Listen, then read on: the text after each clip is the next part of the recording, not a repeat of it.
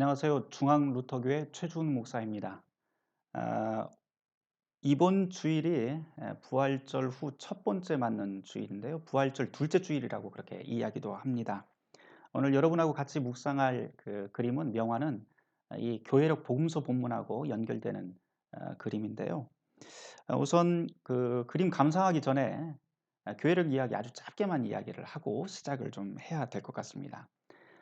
부활절 둘째 주일을 보통 그 교회사에서는 아주 특별한 이름을 붙여 놓곤 하는데 아이처럼 새롭게 되는 날, 아이처럼 새롭게 태어나는 날이라고 그렇게 이름을 붙이곤 합니다.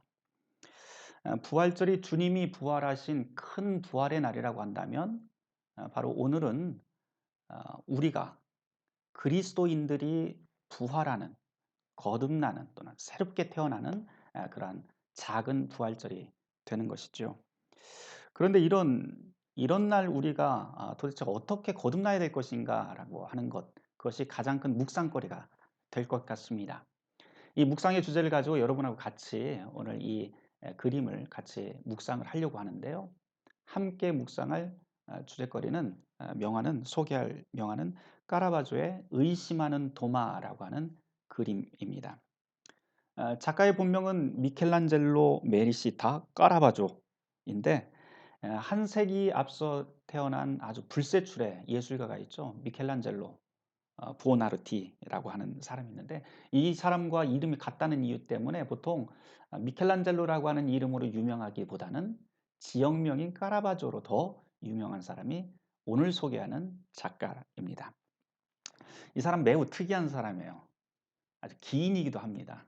얼마나 기인이냐면 그 삶이 얽매이는 삶을 굉장히 싫어했던 사람이라서 자기 멋대로 나쁘게 말하면 아주 멋대로 산 사람입니다.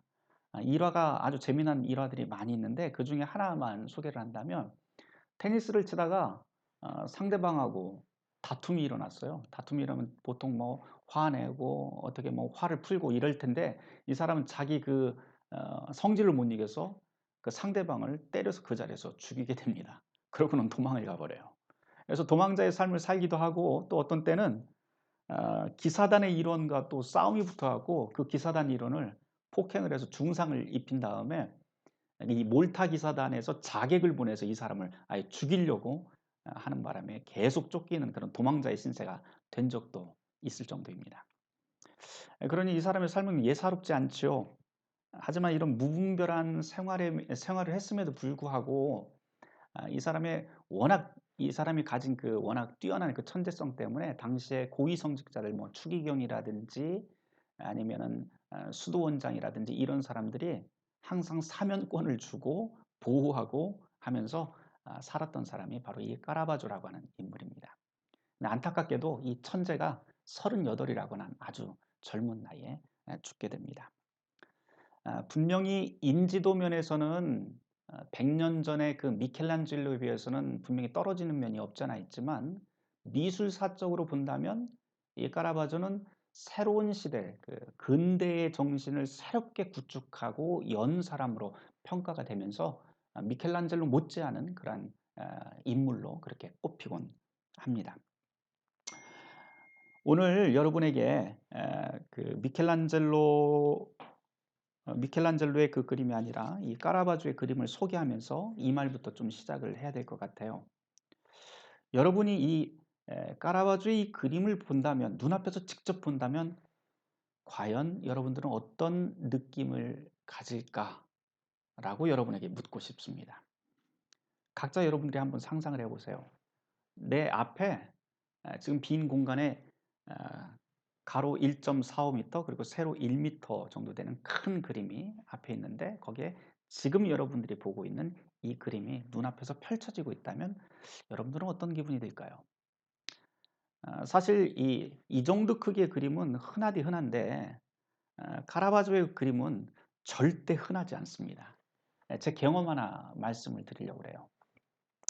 제가 사실은 그림에 대해서 전혀 문외한이었다가 그림에 관심을 두게 된 계기도 이 까라바조 때문인데요. 한 10여 년 전에 제가 독일에서 한국으로 들어오면서 비인을 거쳐서 비엔나라고도 하는 오스트리아를 거쳐서 한국에 들어온 일이 있습니다. 그 당시에 어 돈이 없어서 인제 경유하는 비행기를 탔는데, 이 경유하는 비행기인데 국적 항공기인 오스트리아 항공을 타고 왔습니다. 이 오스트리아 항공에서 서비스를 하나 제공을 했어요. 그 서비스가 뭐냐면, 자기네 나라 이 오스트리아 비인에 중간 경유를 할 때 한 5 시간 정도가 저한테 시간이 남았거든요. 그러니까 이 5 시간 동안 주변에 있는 박물관을 이렇게 볼 수 있는 그런 무료 티켓이 주어졌습니다. 그래서 그것을 가지고 잠깐 나가서 그 당시에 비인에 있었던 예술사 박물관이라고 하는 것을 제가 들리게 됐습니다. 뭐 그림 하나도 몰랐죠. 근데 굉장히 크고 웅장하고, 그때 그 감상했던 그 분위기가 아직도 기억에 선명합니다. 근데 그중에서 그 그림들을 쭉 보다가 제가 얼어붙은 한 그림이 있는데, 이 카라바조의 그림이었습니다. 이 카라바조의 그림 가운데서 어떤 그림이었냐면, 제가 그때 막 섬찟하면서도 충격적으로 봤던 그림인데요. 다윗이 골리앗의 목을 친 다음에 골리앗의 목을 이렇게 들고 있는 그런 그림이었습니다. 칼을 어깨에 메고 그렇게 골리앗의 목을 잡고 있는 그런 모습이었는데, 아주 섬뜩하더라고요. 그런데 단순히 섬뜩한 게 아니고, 무언가 그 그림에서 지금 방금이라도 지금 금세라도 튀어나와서 나에게 무슨 말을 할 것 같은 그런 느낌마저 들었습니다. 근데 그것뿐만 아니고 무언가 어 글쎄 뭐라고 표현할 수 없는 그런 분위기들이 그 그림을 통해서 제가 느끼게 되었습니다. 어찌 다른 말로 하자면 일종의 무슨 종교적 체험 같은 그런 어 감동 이런 것을 그 자리에서 제가 맛본 적이 있는데요. 도대체 이런 그런 체험들이, 그림을 보면서 이런 감정이 제가 처음이었기 때문에 도대체 이 정체가 무엇인지 너무 궁금해서 한국에 돌아온 다음에 그 그림이 무엇인지, 또 그 그림의 작가가 누구인지, 그 시대가 어떤 것인지, 또 주변에 있었던 그런 사건들이 무엇인지 에 제가 혼자 공부하면서 그때부터 그림에 관심을 두게 된 일이 있습니다. 네, 말이 좀 샜는데요. 이 까라바조의 그림은 다 그런 것은 아니지만 대부분의 그림들이 매우 강렬합니다. 강렬한 이유가 있어요. 그것은 이 사람의 기법 때문에 그런데, 이 사람의 그림을 보면 매우 환한 곳, 명가, 그리고 매우 어두운 검은색의 명암이 아주 극단적으로 대비가 되면서 드라마틱하게, 보는 사람으로 하여금 이 그림의 사건들을 아주 드라마틱하게 표현합니다. 또한 그것뿐만 아니고, 한순간을 사진으로 포착하듯이, 순간을 포착하듯이 그대로 그려낸 다음에 단순히 순간뿐만 아니고 그곳에 아주 사실적인 그런 모습들을 그려냅니다.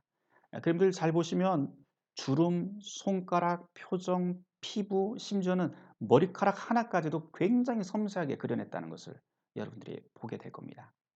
그러다 보니까 이 그림이 금세라도 살아 움직일 것만 같은 그런 착각이 들 정도입니다. 그러다 이 카라바조의 그림 가운데 좀 매우 충격적인 그림들이 꽤 있어요. 성경에 대한 그림들을 꽤 많이 그렸는데, 그중에 방금 전에 말씀드렸던 다윗과 골리앗에 대한 그런 그림이라든지, 아니면은 세례 요한의 참수라고 하는 그런 그림도 매우 충격적입니다. 그것 말고도 우리가 그 외경에서 나오는 유디트에 대한 이야기, 호르페르네스의 그 목을 자르는 유디트라고 하는 그 그림이 있는데, 그것 역시도 매우 섬뜩한 분위기를 우리에게 자아냅니다.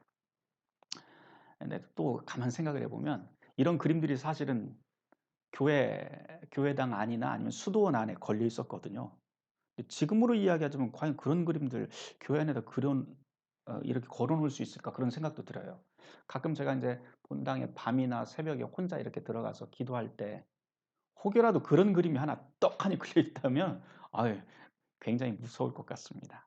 어찌 되었든 이 에 이 작가의 이런 기법들이 사실 후대에 많은 유명한 대가들에게 영향력을 끼치게 되는데요. 이 기법을 뭐라고 하면, 명암을 극대화시키는 이 기법을 키아로스쿠로라고 하는 기법이라고 이렇게 이야기를 합니다.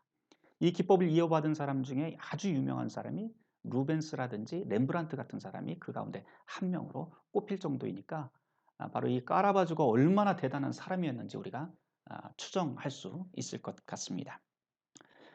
뭐 까라바조 이야기는 이 정도로 하고요. 성경 이야기 잠깐 해 보려고 그래요.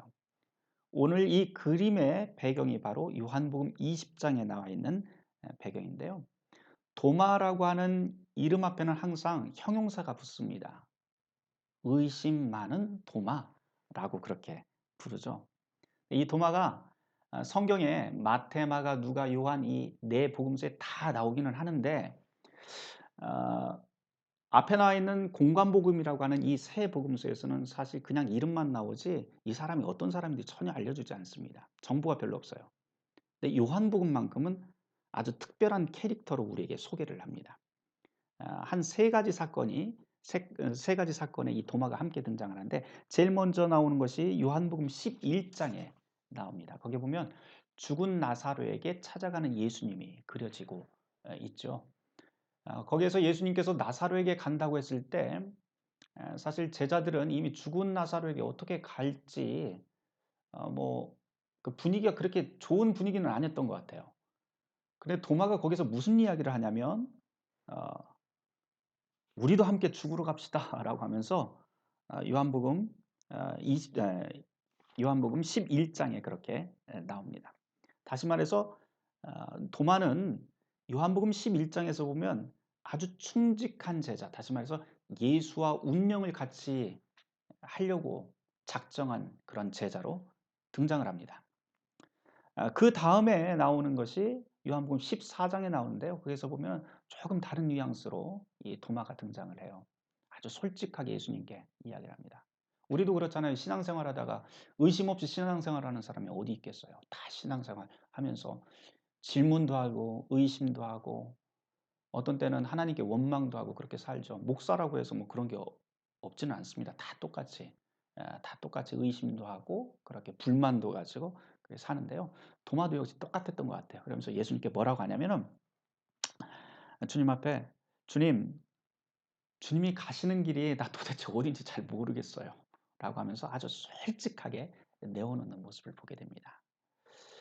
'의심 많다.' 또는 '불신앙이다.'라고 말하기보다는 오히려 그런 솔직한 신앙을 고백하는 도마의 모습이 훨씬 더 우리에게 위로가 되는 것 같습니다.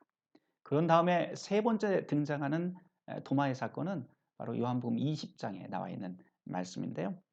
안식 후 첫날 저녁에 예수님께서 부활하신 다음에 안식 후 첫날 저녁에 제자들을 찾아가시게 됩니다. 찾아가게 되는데 그때 거기서 "너에게 평강이 있을지어다."라고 하면서 예수님께서 말씀하시고 사라졌어요. 한 8 일이 지나서 예수님이 다시 오십니다. 근데 첫 번째 그 안식 후 첫날에 나타나셨을 적에는 그 자리에 도마가 없었죠. 도마가 없다 보니까 다른 제자들이 도마에게 "우리가 예수님 만났어. 선생님이 죽었는 줄 알았더니 살아나셔서 우리에게 오셨어."라고 이야기를 하게 됩니다. 도마는 우리가 잘 알다시피 못 믿겠다는 거예요. 내가 그분의 손의 못자국을 보고 손가락으로 그 못자국을 손가락으로 집어넣지 않고는 내가 믿지 못하겠다고 그렇게 이야기하는 장면이 요한복음 20장 25 절에 나옵니다. 그런 다음에 8 일이 지나요. 8 일이 지나서 드디어 도마와 함께 제자들이 다 있는 그 자리에 예수님이 다시 오시게 되는데요. 그곳에서 나타나신 예수님께서 도마한테 직접 가셔서 상처를 보여주고 그리고 의심 대신 믿음을 가지라고 말씀하게 됩니다. 여기서 우리 착각 하나 풀고 지나갑시다. 뭐냐면 보통 이 그림하고 똑같이 생각하는 것 같아요.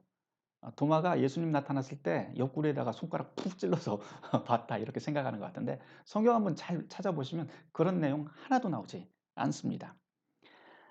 이건 순전히 작가의 상상력 또는 우리의 상상력인데요.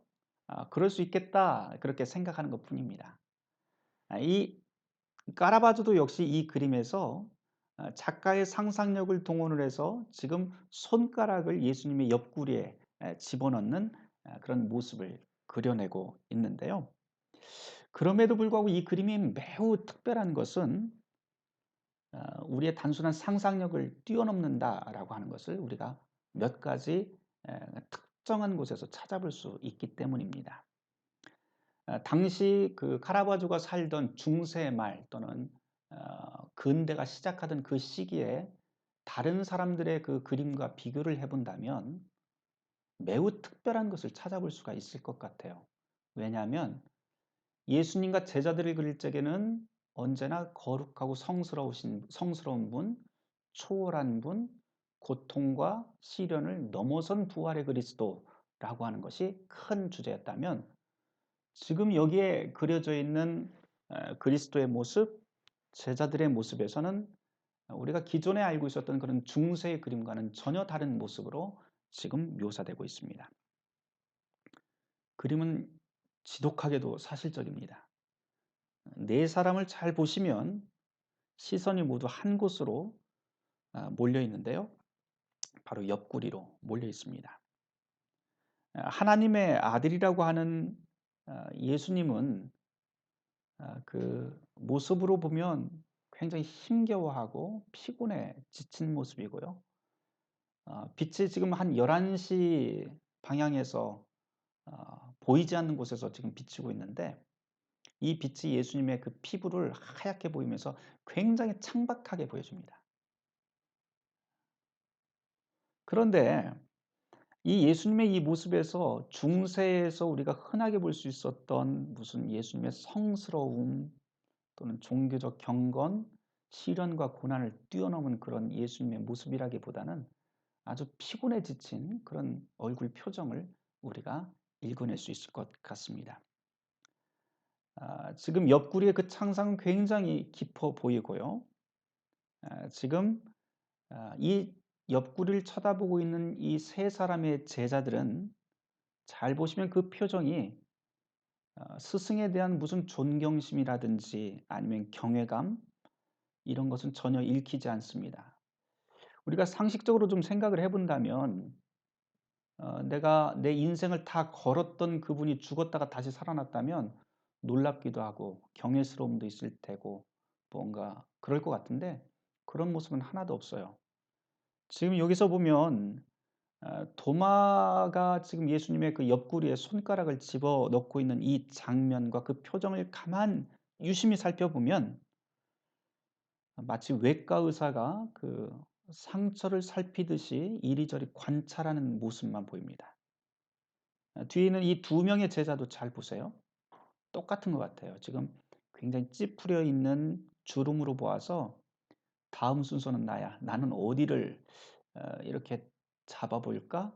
어디에다가 넣어 볼까? 나도 한번 더 깊숙이 한번 넣어 봐야지.'라고 하는 그런 생각만 하고 있는 것으로 보입니다. 이 그림은 우리에게 이렇게 묻고 있는 것 같아요. '이렇게 하는 건 정말 불경한 것인가? 예수님의 부활에 대해서 의심하는 것은 불경한 것인가?' 라고 말입니다. 그런데 이 그림을 그린 카라바조는 이 그림을 통해서 우리에게 "의심은 절대 불경하지 않다."라고 그렇게 답하고 있는 것 같습니다. 잘 한번 보세요. 예수님의 손을 한번 잘 주목해 보셨으면 좋겠습니다. 예수님의 오른손은 지금 상처를 자세히 볼 수 있도록 당신의 옷깃을 들어서 오히려 상처를 더욱 더 자세하게 보여주십니다. 그리고 왼손은 못자국이 선명한데요. 왼손은 오히려 의심하는 도마의 손을 붙잡아서 상처의 더욱 정확한 지점으로 인도하고 있습니다.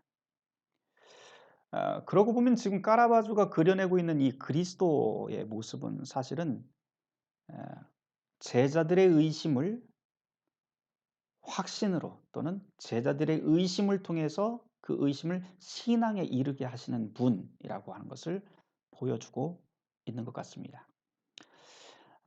이 모습을 또 우리 기독교 신앙하고 또 연결 지어 볼 수 있을 것 같아요. 이 카라바조의 그림에 드리워진 그리스도의 풍모를 가만히 보면 매우 보잘것없지요. 창백하고 피곤합니다.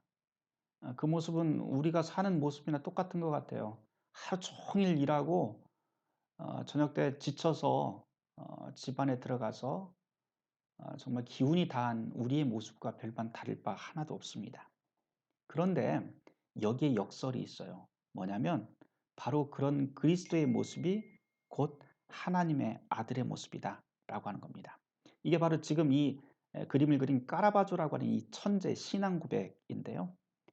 그리스도의 참된 신성, 그리스도가 예수가 하나님의 아들이라고 하는 것은 다른 것이 아니다. 바로 인간의 모습을 그대로 입고 우리 인간의 시련, 고통, 아픔을 그대로 겪으시는 분이다. 라고 하는 모습을 통해서 이게 바로 하나님의 아들이다. 라고 그렇게 선언하고 있는 것 같습니다. 그렇게 신적인 것, 권위, 권력 이런 것을 다 비워낸 분이야말로 참으로 자기 자신을 완전히 비워낸 분이야말로 하나님의 아들이다라고 하는 것이죠. 우리 다 아는 내용이잖아요, 사실 이게. 성경에 나와 있는 내용들인데 사실 이런 모습은 중세 성화에서는 거의 찾아보기 힘듭니다. 이런 비천한 모습, 매우 인간적이고 연약한 예수의 모습은 참 찾아보기가 힘든 드문 모습인데요.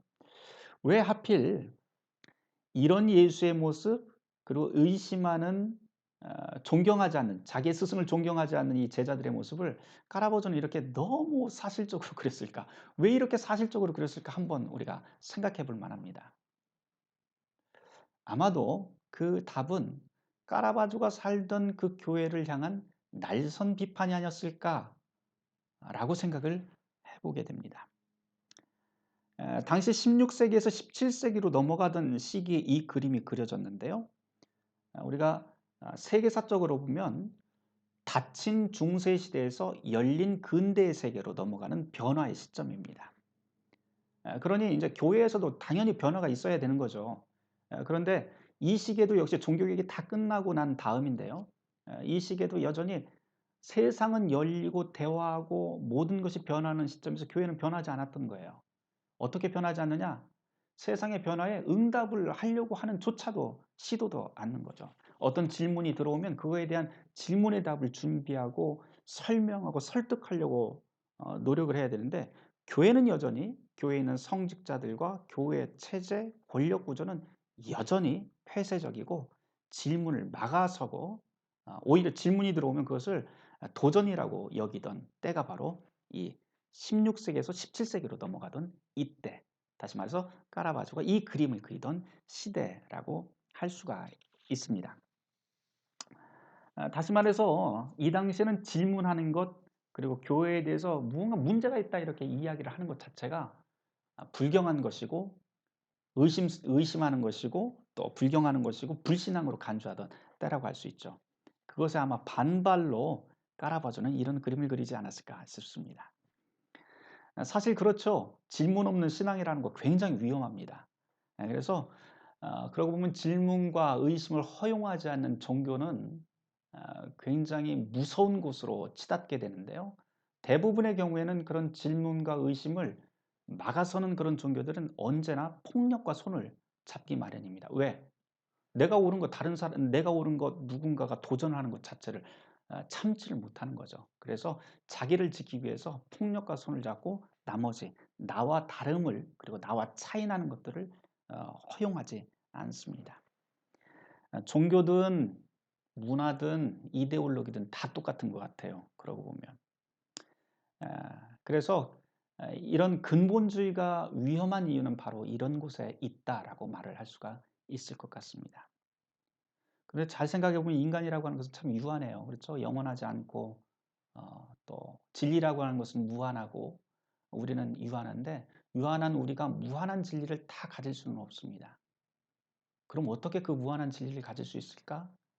그것은 우리가 바로 무한한 진리를 독점할 수 없기 때문에 매번 내가 가진 것에 대해서 질문하고 의심하고 계속해서 더 넓은 세계를 구해 나가는 것이죠.